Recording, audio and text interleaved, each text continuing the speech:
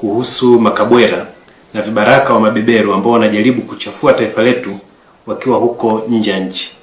Nimesikia na nimepata taarifa jana Tundu Lissu akiwa ziarani huko Marekani amehojiwa na kituo cha redio cha BBC na kujaribu kuchafua kwa namna yote ambayo ameweza taifa letu, na bila kuthamini hata chembe ya kazi nzuri iliyofanywa na serikali ya Jamhuri ya Muungano chini ya rais wetu mpendwa Dr. John Joseph Pombe Magufuli. Hasa waandishi wa habari, mimi nawaleta na naomba leo historia ikumbuke kwamba tunafuga nyoka ndani ya taifa hili ambao kimsingi kesho watakuja kutungata sisi wenyewe. Hawa kina Zitto Kabwe, akina Tundu Lissu, hawa ni wahalifu sawa na wahalifu wengine. Mtu yeyote yule anayechafua taifa letu akiwa ndani ya nchi au nje ya nchi, huyo ni mhalifu tu. Hahitaji kujua sheria na vifungu vya sheria kwa namna yoyote ile.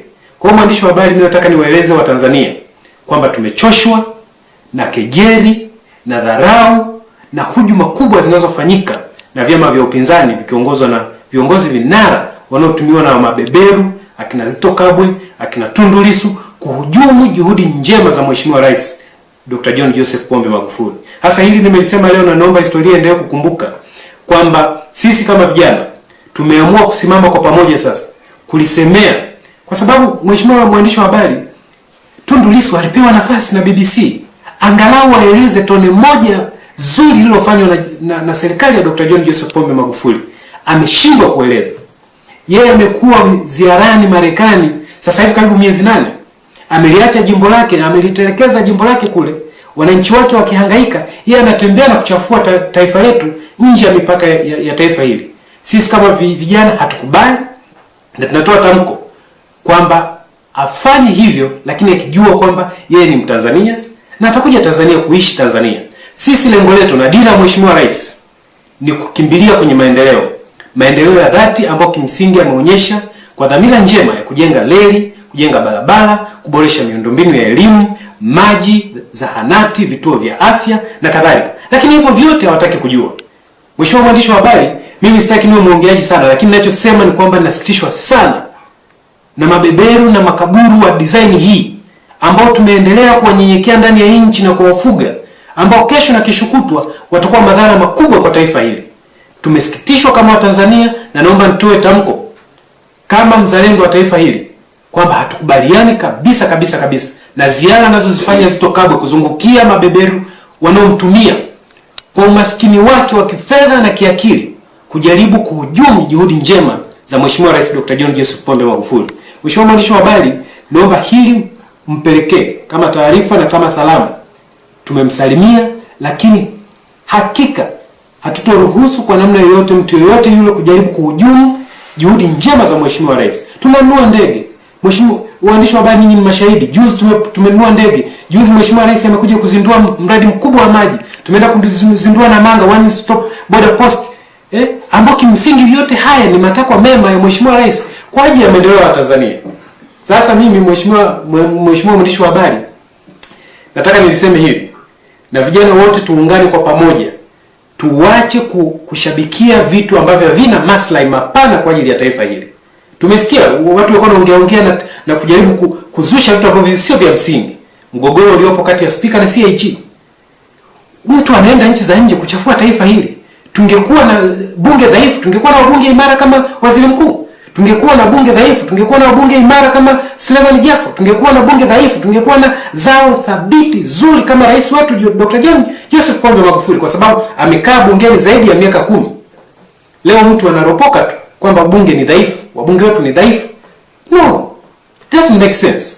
Kwa sisi kama vijana tumesimama na tunataka tuwaambie umma wa Tanzania kwamba hatukubali na tunakemea vikali kauli na ziara anazozifanya Zitto Kabwe na Tundu Lissu Marekani na nchi zingine ambazo wanatumika kama vibaraka wa kuhujumu uchumi wa Tanzania. Mtu ambaye anatumika na mabeberu huwa yukoje, na utamjuaje mtu ambaye anatumika na mabeberu? Mtu anayetumika na mabeberu, mheshimiwa mwandishi wa habari, ni kama muasi kwa taifa lake, muasi kwa maendeleo ya wananchi wake, muasi kwa resources za taifa lake. Mtu huyu anatumika kwa maslahi ya watu wengine. Sisi tulijenga ukuta pale, serikali ilijenga ukuta Mererani kudhibiti rasilimali zetu zikawa pamoja na Tanzanite.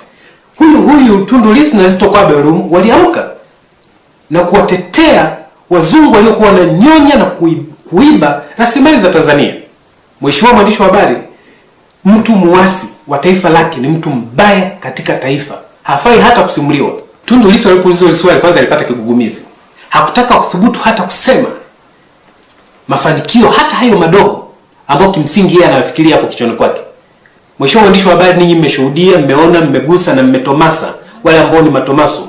Mmeona namna rais wetu akijaribu kufanya kazi usiku na mchana kuwaletea wananchi wa Tanzania maendeleo. Lakini bado juhudi hizi Tundu Lissu na kundi lake lote, lakini Zitto Kabwe, lakini nani wengine wa TLC, Shangazi na nani, hawatambui juhudi hizi njema. Wameendelea kupinga, kukaidi, kukejeli na kusanifu juhudi njema za Mheshimiwa Rais Dr. John Joseph Pombe Magufuli. Sisi hatukubali na nitaenda kufungua mashtaka, kumfungulia mashtaka Tundu Lissu kwa kuendelea kuichafua taifa letu nje na kutumika na mabeberu. Hatuwezekani, hatuwezi kukubali watu wa design hii.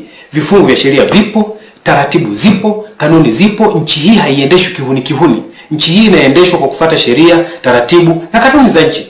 Kwa hiyo yeye anapozunguka huko na kufanya ziara, tulisikia, mimi hata sijui anafanya nini huko. Tulisikia mara yuko hospitali, mara yuko, sasa hivi tunasikia anafanya ziara sasa ya kulichafua taifa letu. Na nina uhakika na nitafuatilia, amepewa fedha maalum kwa ajili ya kuzunguka kulichafua taifa letu. Huyo sio mzalendo Mtanzania. Huyo ni sawa sana muasi na mhalifu mwingine wa kawaida. Kwa ni nini ambapo Tundu Lissu utamfungulia mashitaka? Ninapanga nikishajiridhisha na thibitisho ambavyo nafuatilia, nitakwenda mahakamani kufungulia Tundu Lissu kwa kosa la kuendelea kuichafua taifa letu nje ya mipaka ya taifa letu. Sisi sio wabaya kiasi hicho.